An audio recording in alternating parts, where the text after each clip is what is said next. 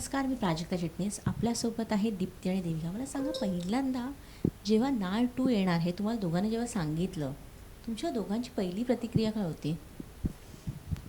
मी blank झाले होते. अनपेक्षित होतं. मला काहीच सुचत नव्हतं आणि खूप प्रश्न पडत गेले. ह्याच्यापुढे काय? अशी कसं काय भाग 2?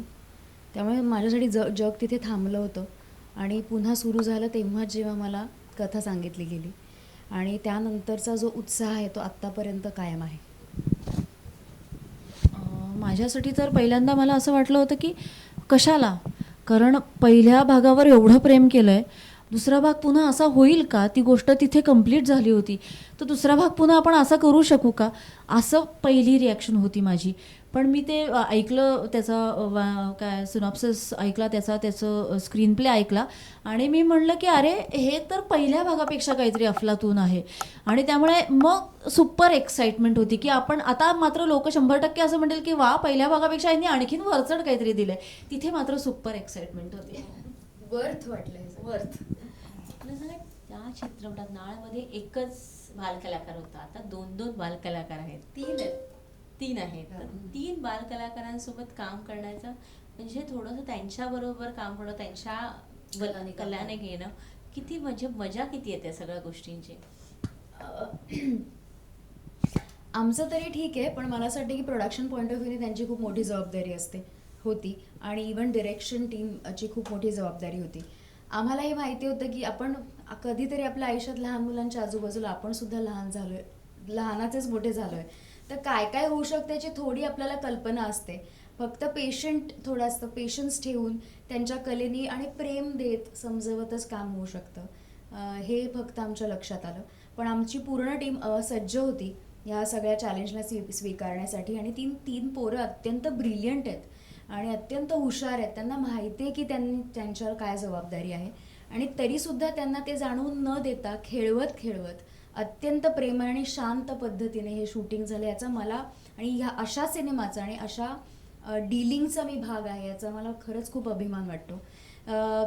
त्यांचा पेशन्स खूप आहे ह्या लहान मुलांचा. आमच्यासोबत आमच्या ताकदीने ते तितकेच तास काम करत होते आणि शहरातून आले किंवा गावातून आले असले तरी एक वेगळ्या गावामध्ये जाऊन काही वेगळेपण न त्या तसेच होते जसे ते पहिल्यापासून आहेत. ह्याची मला एक कमाल वाटते आणि त्यांच्याकडून मला ते शिकायला पण मिळालं आणि भरपूर प्रेम करता आलं त्यांच्यावर, लहान होता आलं त्यांच्यासोबत, मला मस्ती करता आली, वेड्यासारखं वागता आलं जे अदरवाईज नाही वागतायत. हे खूप फरक पडला मला आणि खूप त्यांच्याकडून पण मला एकतर भावनिक नातं पण तयार झालं, नाळ जुळली त्यांच्यासोबत. आजची मी मला दीप्ती आई म्हणते आणि ह्या सगळ्यांसोबत पण माझी नाळ अजून घट्ट झाली भाग 2मुळे. त्यामुळे ही खूप मोठा खजिना माझ्या हाती लागला आहे. खरं म्हणजे मुलांबरोबर खूप उत्साह असतो, त्याचबरोबरीने खूप पेशन्स ठेवावा लागतो. त्यांच्याबरोबर स्पॉन्टेनियसली तुम्हाला तुमची स्पॉन्टेनिटी टिकवावी लागते. त्यांचा अभिनय हा इतका नैसर्गिक साधा अभिनय असतो, त्याला मॅच होणारा तुम्हाला तुमचा अभिनय करावा लागतो, नाहीतर तुम्ही खोटे पडता त्यांच्यापुढे, इतके ते निरागस आणि सुंदर करत असतात. तसंच मुलं फार सिन्सिअर असतात आपल्यापेक्षा, आम्हा ॲक्टर्सपेक्षा, म्हणजे सो कॉल्ड ॲक्टर्स म्हणून तयार झालेत. म्हणजे मला आठवतं की अनेक वेळेला चैतूचा आणि माझा जो सीन असायचा त्याच्यामध्ये माझे डायलॉग मी केलेले नसायचे, तर चैतूच मला सांगायचा, अगं तुझं ते वाक्य ते असं आहे ना. तर त्याच्याकडनंच मी अनेकदा शिकायचे, हा खरंच की अरे मी विसरले, बरं झालं तुम्हाला सांगितलं असं. इतके ते प्रिपेअर्ड असायचे, इतके ते प्रोफेशनल असायचे. त्यामुळे पेशन्स, प्रोफेशनलिझम, उत्साह हे सगळं ही मुलं सेटवरती आम्हाला देत असतात. मला अजून एक ॲड करावं असं वाटतं की ट्रेलरमध्ये तू पाहिलं असेल तर पार्वती आई खूप छान गोष्ट सांगते. त्यामुळे मी लहान मुलांना खूप छान गोष्ट सांगणारी एक आई आहे त्याच्यामध्ये.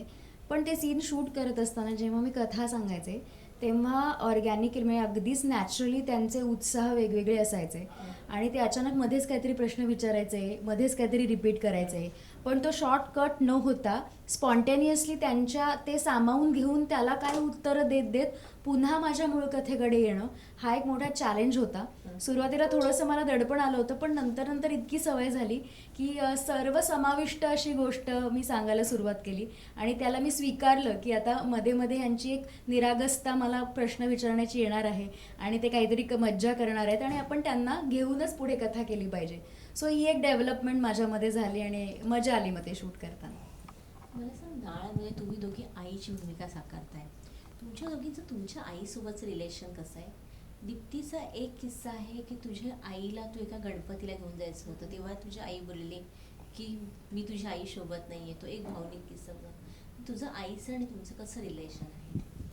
अ, तो जो मी किस्सा सांगितला होता त्यानंतर अपसाईड डाऊन माझं आयुष्य आणि माझा दृष्टिकोन बदलला अभिनेत्री म्हणून, मुलगी म्हणून. आणि मला असं वाटलं की नाही, माझ्या आईला, माझ्या माणसांना मी दुरावली गेली आहे. मे बी माझ्या लुक्समुळे, माझ्या प्रेझेन्समुळे, माझ्या कामामुळे, माझ्या ग्लॅमरमुळे. तर ही धोक्याची घंटी आहे माझ्यासाठी. त्यांच्यासाठी मी त्यांची मुलगी आहे आणि काहीही झालं तरी ती नाळ नाही तुटली पाहिजे, तो दुरावा नाही आला पाहिजे. आणि तेव्हापासून माझं सगळंच माझं डीलिंग बदलल्या.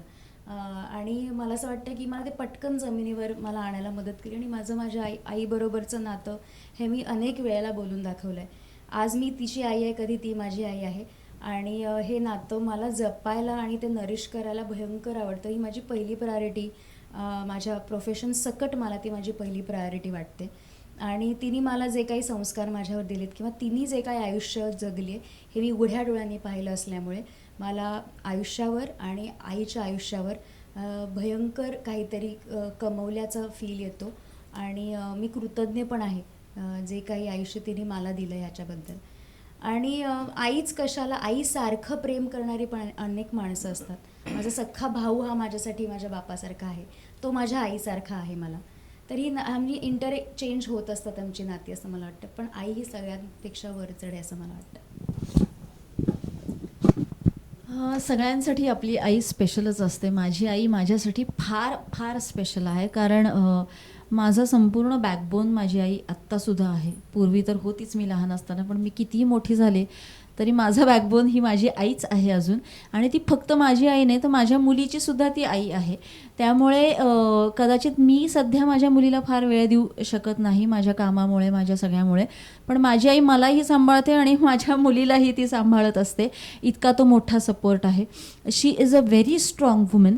त्यामुळे आजही काहीही झालं तरी मी पहिल्यांदा काय रडावंसं वाटलं, हसावंसं वाटलं, कुरकुर करावीशी वाटली, दमणूक झाली, तरी मी पहिल्यांदा कोणाकडे जाते तर माझ्या आईकडे जाते.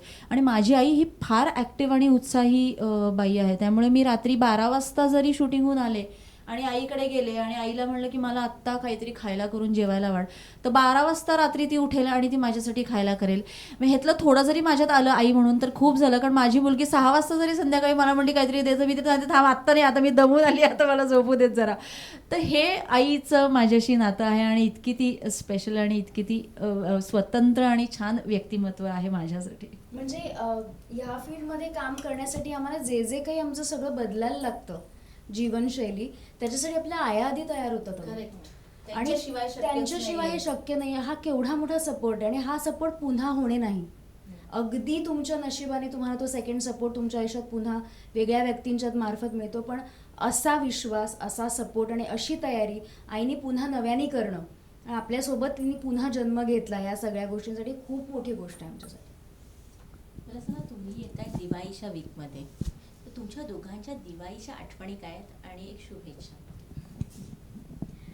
दिवाळीच्या माझ्या खास आठवणी माझ्या लहानपणाच्या आहेत. मला असं वाटतं की आपली चाइल्ड मेमरी आपल्याला आयुष्यभर पुरते. आपला स्वभाव आणि आपलं भविष्य आणि आयुष्य ही आपली चाइल्ड मेमरी ठरवत असते.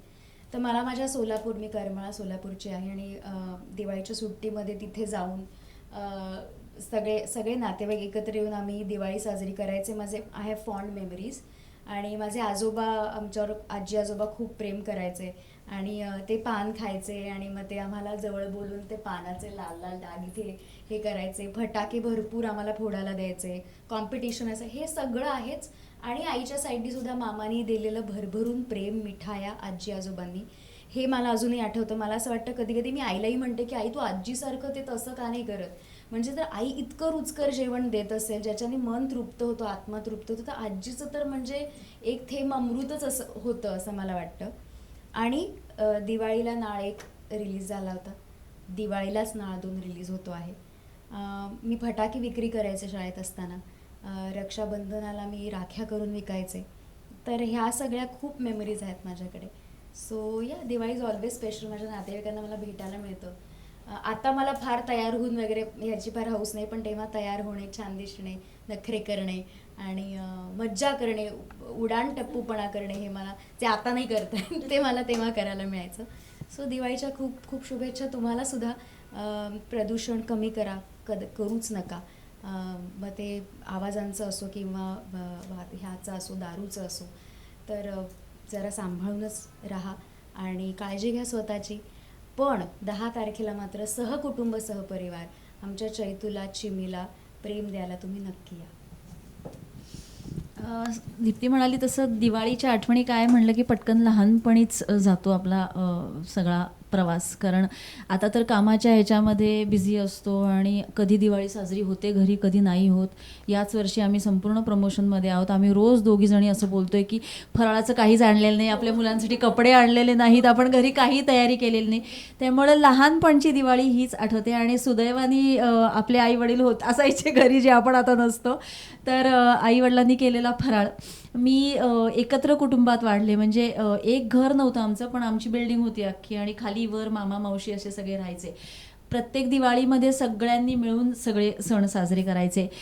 दही पोह्यांचा सकाळचा आमचा फराळ असायचा पहिल्या दिवशी नरक चतुर्दशीला. पहाटे 4:30 वाजता उठून फटाके वाजवून सगळ्यांनी तयार होऊन एकत्र दही पोहे खायला यायचं. हां. त्यानंतर मला भाऊ आणि बहीण आहेत, त्यांच्याबरोबर फटाके शेअर केल्याचं मला आठवतं. आई वडील पैसे द्यायचे आम्हाला आणि असं सांगायचे की जा जाऊन फटाके घेऊन या. आणि मग ते फटाके एकत्र बल्कमध्ये आणायचे, ते तिघांमध्ये वाटायचे. आणि मग माझा भाऊ हा सगळ्यात फटाके वाजवणारा जास्त, मी त्यातले त्यात छोटे छोटे साधे फटाके वाजवणारे. त्यामुळे मग बॉम्ब बीम हे सगळ्या गोष्टी त्याच्याकडे द्यायच्या. छोटे छोटे लवंगी, फुलभाजी, अनार वगैरे या सगळ्या गोष्टी माझ्याकडे. तर या काही छान मेमरीज आहेत. आणि दीप्ती म्हणते तसं खरंच आमचा पहिला नाळसुद्धा दिवाळीत रिलीज झाला होता. हा दिवाळीत रिलीज होतोय. आणि नाळ हा आमच्या सगळ्यांच्या आयुष्यातला खूप मोठा टप्पा आहे. त्यामुळं नाळने सुद्धा आमची दिवाळी स्पेशल केली आहे. या वर्षीची सुद्धा स्पेशल होती आहे.